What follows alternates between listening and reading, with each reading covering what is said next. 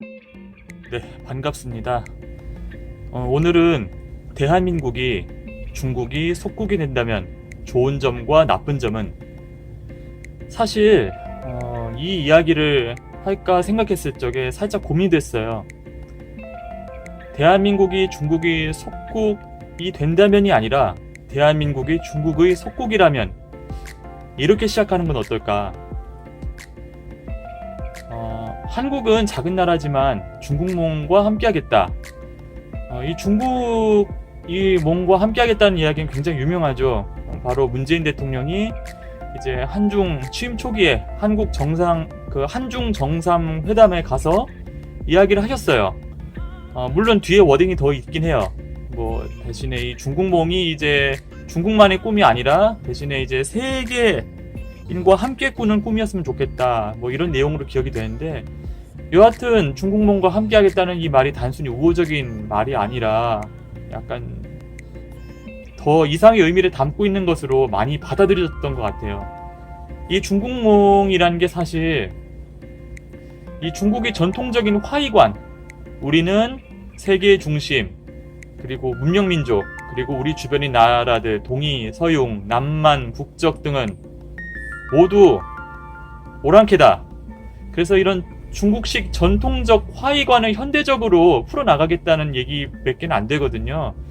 이게 결국은 21세기에 과거 왕조 시절 중국이 누려왔던 21세기 그 조공질서를 21세기에 부활을 시키겠다는 얘기이기 때문에 저거에 함께해도 될까? 그것도 우리나라가 좀 우려가 컸었던 것이 사실이에요. 사실 중국은 이러한 좀 시대에 뒤떨어진 화의관을 폐기 처분하지 않으면은 제가 생각했을 적에는 반드시 망할 나라가 아니겠는가 이렇게 보여집니다. 사실 많이 알려졌는지 모르겠어요. 이보다 훨씬 전인 2015년 8월 4일에 박원순 서울시장이라는 분이 중국은 7% 이상의 경제성장을 지속하고 있다. 그 당시 이렇게 멘트를 하시고 이런 이야기를 하셨어요. 중국의 1대1로 정책을 적극 지지하며 이렇게 유명한 드립을 남기게 되시는데, 중국의 성장에 편승하면 우리도 이익이다. 파리가 만리를 가는데 날아갈 수는 없지만 말 궁둥이에 딱 붙어가면 그 길을 갈 수 있다. 이런 얘기를 하셨던 것 같아요. 2019년 현재를 1대1로에 그 당시 그 1대1로 정책이 막 발표되고 막 기획이 열린다 이렇게 띄워졌을 적에 1대1로에 붙어 줄선 나라들, 지금도 딱 붙어있는 나라들, 지금 부도 나고 자금난 빠지고 그런 나라들이 한둘이 아닙니다. 급기야 캄보디아 같은 나라는 요즘 1대1로 프로젝트를 실행하기 위해서 들어온 중국인들을 쫓아내고 있어요. 중국인들이 대량으로 쫓겨났다는 뉴스가 최근에 있습니다. 어쨌든 중도로서 가급적 공정하게 이 대한민국이 중국의 속국 내지는 친중국가가 된다면 좋은 점이 있겠고 나쁜 점이 있겠죠. 좋은 점과 나쁜 점을 떠오르는 것 위주로 각각 두 가지씩만 말해보려고 해요. 첫 번째, 중국이 최인접국으로서 누릴 이 경제적 혜택을 기대할 수 있다고 볼 수 있겠죠. 2008년 미국발 금융위기 리먼 브라더스가 붕괴된 이후 진행된 이 유동성 경색 국면에서 중국은 지준율 인하를 바탕으로 해서 대대적인 재정 투입을 시작해요. 이 경기 부양책은 정말 너무나 강력한 것이었어요. 순식간에 몇 조 위안에 달하는 우리나라 현재 1년 예산보다 더 큰 금액이 한 큐에 중국 경기 부양을 목적으로 풀려버린 거예요. 그러다 보니 이제 시중에 돈이 도니까 이제 대대적인 소비가 일어나죠. 막 대침체의 늪에 빠져들려는 다른 이제 글로벌 시장의 금융경색 국면에서 이러한 중국의 강력한 경기 부양은 세계 경제 회복의 시작점 역할을 했던 건 사실이에요. 사실 그 당시 우리나라는 이제 이명박 정부가 처음 들어서고 이제 수출 드라이브를 걸었어요. 이 수출 경쟁력 제고를 목적으로 환율 주권론이라는 이야기가 처음 있었어요. 강만수 그 당시 이제 재정경제부 장관이 이런 얘기를 했던 기억이 나요. 환율 주권론. 환율을 결정하는 권한은 각 나라의 주권에 달려있다.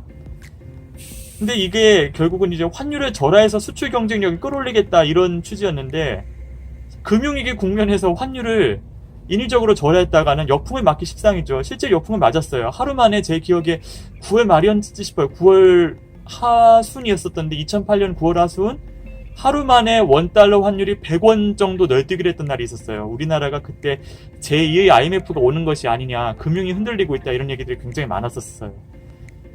어쨌든 그렇게 섣부른 정책을 펼치다 역풍을 맞고 휘청거렸었던 건 사실인데, 이 중국 경제 부흥책이 대대적인 수혜를 입게 되면서 이제 그 다음에 기록적인 경제 성장률 반전을 경험했던 걸로 알고 있어요. 아마 그때가 2009년 하반기에서 2010년 상반기 드라마틱한 반전이 시작돼서 아마 2010년대 최고 경제 성장률 6%가 달성되었던 것으로 지금 기억하고 있습니다.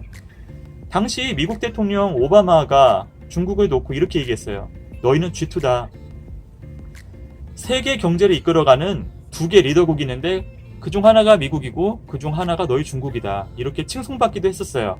만약 대한민국이 중국과 죽이 잘 맞아서 중국 입장에서 봤을 적에 우리 대국에 대항하지 않는 예의 바른 소국이 된다면 이처럼 저력 있고 든든한 대국의 덕을 또다시 경험할 수 있으련가 이렇게 기대할 수 있겠죠.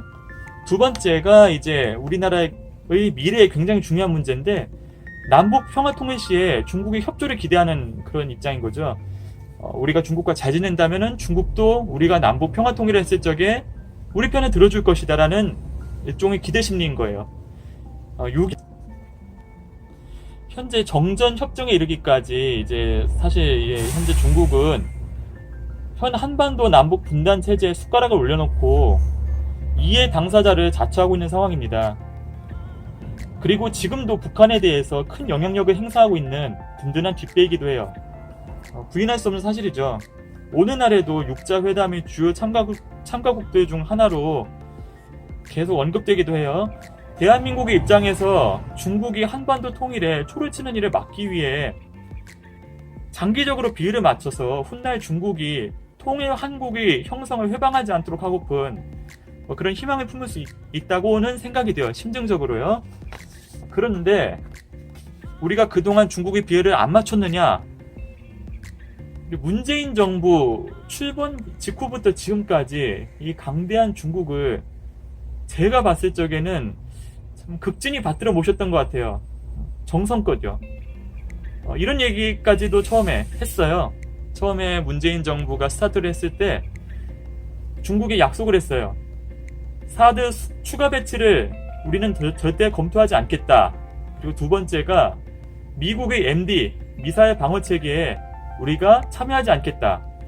그리고 셋째, 한미일 안보 협력을 군사 동맹으로 발전시키지 않는다는 약속. 자, 이런 약속을 진상하셨습니다. 이게 사실 중국이 한국에 요구했던 사항을 그대로 들어준 거예요. 이게 3부의 약속이라고 하는 건데, 사실 이건 일방적인 호혜거든요. 우리 너희 마음에 들고 싶어. 우리 좀 잘 좀 봐줘. 이에 대해서 그 당시 미국의 허버트 맥메스터 백악관 국가안보보좌관이 이렇게 얘기했어요. 중국이 하지 말라고 요구한 세 가지를 정말로 한국이 주도적으로 그렇게 포기할 생각이라면 이는 명백한 주권 포기다. 미국도 이에 동의할 수 없다. 이렇게 명백히 밝힌 바가 있어요. 우리는 지금 이 약속을 지켰나요? 제가 봤을 때는 아주 철저하게 지키고 있다고 생각해요. 이 약속에 스스로를 딱 구속을 해놓고 충심을 다해 지키고 있음에도 불구하는데, 제가 보건대 대한민국은 계속 중국으로부터 수모를 겪고 있는 중이죠. 대한민국을 대표하는 대통령께서 중국에 갔는데, 이 중국의 외교부 대표라는 사람한테 어깨빵을 맞지를 않나. 사드 배치 이후 시행된 이 한한령, 한국의 미디어, 한국의 어떤 것에 대한 소비를 다 막고 차단한다. 사실 그런 매스미디어에 대한 대중문화에 대한 이런 차단용뿐만이 아니라 한국의 미디어, 뭐 한국의 어떤 것에 대한 소비를 다 막고 차단한다. 사실 그런 매스미디어에 대한 뭐 대중문화에 대한 이런 차단용뿐만이 아니라 한국 기업에 대한 전방위적인 수모, 제재, 뭐 겁박 이런 것들이 이 한한령이라는 것 이후에 이어졌어요. 그런데 그게 이 문재인 대통령 이하 한국 정부가 이렇게 중국의 비위를 맞춰줬음에도 불구하고 여전히 지속되고 있어요. 얼마 전에는 정당한 방법으로 계약이 되었고 아직 계약 기간이 남아있는 상태였던 우리 베이징의 우리 기업 광고판이 하루아침에 군사작전 하듯이 깨끗하게 철거되는 수모를 겪고도 그래도 외교 항의 한마디 없이 여전히 공손. 서풍만 불어오면 온데기를 덮는 바람 미세먼지 농도가 국민의 생존권을 위협할 정도로 심각한 상황에도 국내 요인이 너무 크기 때문에 이것은 국내에 우리가 노력해야 된다. 이런 식으로 알아서 공손. 글쎄요, 너무 비위를 잘 맞추다 못해서 혹시 우리가 중국이 속국이 아닌가 하는 의심까지도 불러일으킬 정도로 잘하지 않았나 중국에게 그런 생각이 듭니다. 네, 좋습니다. 이제는 대한민국이 중국 속국이 될 시, 친중국국이 될 시 나쁜 점에 대해서 딱 두 가지 얘기해 볼게요. 이 대한민국이란 틀이 남아있는 채로 이게 중국과 속국 체제가 완성된 모습을 한번 상상해 볼게요. 일단 오늘날 대한민국이 있게 했던 가장 중요한 요소가 무엇일까요? 글쎄요, 한미동맹이 아닐까요? 이 한미동맹이 있어서 대한민국이 외국에 나갔을 적에 대외 신인도가 유지가 되고 저 나라가 남과 북이 대치되고 있고 군사 대치 상황이라도 미군이 저 나라에 있으니까 다른 외세가 저 나라에는 쳐들어오지 못할 것이다. 이런 신뢰가 있었기 때문에 우리가 누리고 있는 이 모든 경제 발전이 가능하다고 저는 생각해요. 이 경제적 번영이 유지가 될 수 있다고 저는 그렇게 보는 거죠. 뭐 저만의 생각은 절대 아닐 거예요. 보편적인 상식이 마땅하다고 생각해요.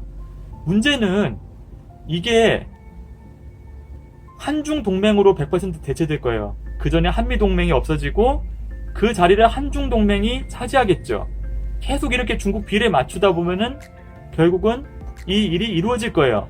문제는 이것이 지금의 홍콩이나 마카오처럼 본토 중국과의 통화 시작, 주권 상실의 시작이라는 것이 아마 철저히 감춰진 채 진행이 될 거예요. 미국이 절대선은 아닌 건 맞아요. 하지만 미국이 대한민국을 없애고 병합을 하거나 뭐 한글을 없애고 뭐 영어를 가르치는 뭐 동화작전을 정부 차원에서 펼친 적이 있었나요? 없었지요. 오히려 잊을만 하면 반복되는 이 북한의 양아치 칼부림의 위협에서 우리를 지켜주는 역할을 했어요. 참 재밌는, 참 어이없는 얘기를 또 기억하지 않을 수 없는 게요. 트럼프 대통령 취임 초기, 그러니까 2017년 4월쯤에 시진핑 국가주석이 미국을 방문합니다. 그래서 트럼프 대통령과 담화를 하는, 개인적인 회담 전에 담화를 하는데 이건 이제 외교적으로 공표될 수가 없는 건데 트럼프 대통령이 고백하듯 언론에게 이야기를 하는 바람에 우리가 그 전말을 알 수 있게 됐어요. 다름 아닌 이 시진핑 국가주석이 트럼프한테 이렇게 얘기했대요. 트럼프 대통령한테 한국은 중국의 역사적으로 중국의 일부였다. 한국은 중국의 일부였다고 이렇게 발언을 했다는 거예요. 이게 논란이 커지자 중국 외교부 측이 이렇게 얘기했대요. 한국 국민은 걱정할 필요가 없다. 참, 한번 그 당시 월스트리트가 보도했던 트럼프 대통령의 발언 전문을 한번 번역해서 이야기해 볼게요. 시진핑은 중국과 한국의 역사에 대해 이야기했다. 북한만이 아니라 한국, 그러니까 올 코리아를 얘기하는 거예요. 남한과 북한을 어우르는 그것에 대해서 이야기를 했는데 수천 년의 역사와 많은 전쟁을 말했는데 한국은 실제로 중국의 일부였다고 하더라. 10분 정도 설명을 들으니 북한 문제가 쉬운 일이 아니라는 것을 깨달았다. 이런 발언이 시진핑 입에서 나왔다는 것은 참 어마어마한 문제거든요. 이제 뭐 단기적으로는 뭐 북한 급변 사태 시 한반도 문제가 이 역사적 배경에 따른 중국 내부 문제로 이해될 수 있기 때문에 참 우리로서는 정말 이게 치명적인 문제라고 할 수 있어요. 여차하면 한반도는 먹어버리겠다는 속내를 드러낸 것이 다름 아니거든요. 한국 국민은 걱정할 필요가 없다는 외교부 측 발언도 그냥 우리가 너희를 평화적으로 먹을 테니까 걱정하지 말아라 이렇게 이해하면은 딱 아구가 맞아 떨어진다고 저는 그렇게 봐요.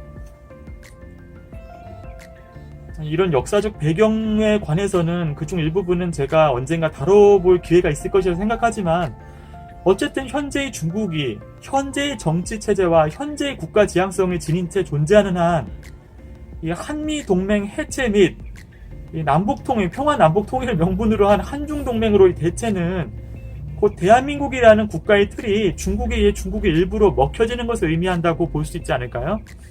만약 중국으로부터 돈을 제공받고 경제적 이권을 제공받고 이러한 신사대주의, 신속국화를 꿈꾸는 이가 있다면 글쎄요, 그런 무리나 정치 세력은 조금 강하게 말하자면 신매국노라고도 할 수 있겠죠. 둘째, 중국에 붙어가는 파리 중 하나가 우리나라가 되어도 더는 중국으로부터 경제적 수혜를 기대하기 어렵다는 점을 말씀드리고 싶어요. 중국은 미국과 무역전쟁을 지금 겪고 있죠. 한 2년 정도 지금 계속 시간을 끌고 있어요. 쉽게 타결될 조짐은 보이지 않아요. 이미 유동성 함정에 빠졌어요. 얼마 전 중국이 지준율을 추가로 인하했는데 그 지준율 인하가 부동산 상승으로만 약간 가고 나머지 중국이 기대했던 경기 진작 쪽으로는 전혀 사용되지 않았다고 해요. 일선도시 부동산 동향과 한국의 서울부동산과의 상관관계가 이것도 굉장히 양의 상관관계거든요. 언젠가 다뤄볼 기회가 있을 거예요. 과거 한국의 IMF 이전하고 비교가 될 수 있을까요? 비교하기가 좀 부끄러울 만큼 이 금권 유착이 일상화된 시스템이에요. 중국은 이 시스템이 실패가 눈앞에 있습니다. 너무 부채가 과도해서 지준율을 내려도 더 이상 돈이 잘 돌지 않고요. 그렇기 때문에 이제 순간적으로 레포금리라고 해서 이 단기 금리가 어마어마하게 치솟다가 떨어지고 또는 무리한 1대1로 사업 촉진과 국방비용 증가까지도 겹쳐서 이게 유동성이 점점 고갈되고 은행과 은행 사이가 문턱이 점점 높아지는 일들이 벌어지고 있는 거예요. 세계 제1의 외환보유고를 갖고 있는 나라가 어떻게 그렇게 쉽게 흔들리겠냐. 맞아요. 세계 제1의 외환보유고. 그런데 이것도 허상이에요. 실사용 외환보유고, 그러니까 위기가 닥쳤을 적에 중국이 당장 풀었을 수 있는 돈은 얼마나 될까요? 중국 외환보유고가 3조 달러 정도 된다고 얘기가 되는데 이중 미국채가 1조 달러가 약간 넘어요. 예전에는 일본보다 미국채를 더 많이 갖고 있었는데 지금은 그것을 분할 매도하는 바람에 일본의 미국채 제1위 보유국을 내준 지 오래예요. 현재 그 실사용 외환보유고에 대해서 의견이 분분한데 어떤 경제학자는 1600억 달러밖에 안 된다. 절대 외환부족 사태다. 조금 후하게 쳐주는 경제학자들도 한 4천억 달러에서 6천억 달러 정도 될 것이다. 그런데 이게 중국이라는 경제 규모를 생각하면 턱없이 작은 규모예요. 중국이 내년 말까지 이렇게 상환하거나 대환해야 되는 단기 외채의 규모가 약 1조 6천억 달러나 된다고 해요. 다 현재 갖고 있는 외환보유고, 알려진 외환보유고의 절반에 육박하는 금액이에요. 이걸 또 다른 단기 외채나 혹은 중장기 외채로 대환을 해야 되는데 만약에 대환 이 절차가 원활하지 못하거나 정치적인 리스크나 혹은 중국이 숨기고 있는 어떤 또 다른 금융부실, 그림자 금융의 문제가 또 아주 심각하죠. 이런 것이 터져서 이게 원활하지 못하게 돌아가면 그날로 중국발 금융위기가 스타트가 되는 거예요. 특히나 2010년 들어서 미국이 이제 제로금리를 한동안 오래 실행했었죠. 그 당시에 중국 기업이 무분별하게 달러 빚을 늘려놨어요. 중국 경제를 위기에서 위기로 몰아갈 거예요.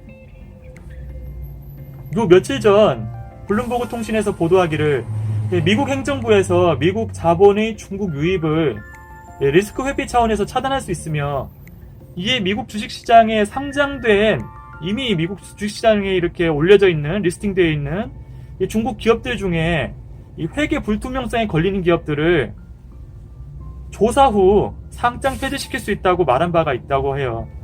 오늘 정정 보도가 나오긴 했어요. 다행히도 피터 나바로 백악관 무역제조업 정책국장이 있는데 이 해당 뉴스는 가짜라고 일단은 말을 해줬어요. 다행이죠. 나바로 국장이 이제 보도를 면밀하게 읽어봤대요. 그런데 절반 이상이 부정확한 내용으로 완전 거짓 보도다 라고 딱 잘라 말했다고 얘기하는데 왜 다 부정확하다고 얘기하지 않고 절반 이상이라고 멘트를 달았을까요? 저는 그게 일부는 검토하고 있거나 진행하고 있다는 사실로 들리는데요.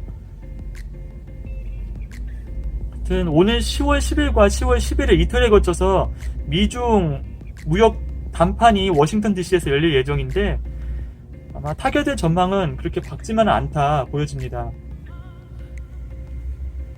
이런 상황에서 중국으로부터의 경제적 수혜요. 이미 외환시장에서는 우리 원달러 환율은 차이나 위안과 연동돼 있어요. 이 위안화가 가치가 떨어지면 우리 원화도 금방 가치가 시간차를 두고 같이 떨어져요. 거의 유사한 움직임을 보이고 있어요. 만약 중국이 외환시장에서 혼란을 경험하고 달러당 8위안, 달러당 9위안 이렇게 뚝뚝 자국 통화 가치가 떨어져 버린다면 우리나라 원화도 1,300원, 1,500원 금방 가지요. 이건 공공연한 비밀이에요. 우리가 중국 코인에 타면서 2000년대 초반 호황을 누린 건 사실이고 2009년께 닥쳐왔던 경기 침체도 매우 빠르게 탈출할 수 있었어요. 그때의 달콤한 기억을 잊지 못하고 늘 중국을 막연하게 기대하고 있어요. 그런데 이번엔 다를 겁니다. 중국이 100의 고통을 겪게 될진데 우리 대한민국은 최소 70에서 80 정도의 고통은 겪게 될 거예요. 가급적 공정하게 이 사안을 대하기 위해서 공정하게 현 중국의 속국이 되어서 좋은 점 2가지, 나쁜 점 2가지 일단 떠오른 대로 말씀을 드려보았는데 어떻습니까? 마지막으로 한 가지 사족을 달아보면은 중국이 속국이 되면 중국이 주는 부정적인 영향이 있잖아요. 이 네거티브 이펙트에 대해서 우리가 전혀 항의하지 못해요. 항의하면 민주국가는 타당하다 생각하면은 받아들이거든요. 협상의 관점에서. 중국은 공산국가예요. 이것이 우리 국익이나 자존심을 건드리는 부분이다 라고 판단이 되면 전혀 말을 듣지 않아요. 미세먼지를 독가스 수준으로 만들어서 서쪽으로 뿌려대도 서해안에 소각장을 몰아넣어도 바다에 수온을 유출해서 서해 바다를 오염시키더라도 서해 어장을 쌍그리 어선으로 초토화시키더라도 북한을 몰래 두둔하고 미사일 개발 정보, 군사 정보를 유출해도 형님께서 재량껏 알아서 하소서 하고 우리는 입을 싹 닫고 눈치만 봐야 되는 거예요. 홍콩 시민들이 이런 중국 공산당의 포갑에 저항해서 저렇게 들고 일어났는데도 불구하고 동감, 동조, 옹호 시위 없도록 철저하게 여론관리 들어가야 돼요. 참 어쩌면 우리 대한민국은 벌써 중국이 속국이 되어 있는 건 아닐까요? 부족한 생각 들어주셔서 감사합니다. 좋은 하루 되십시오. 엘싱TV였습니다.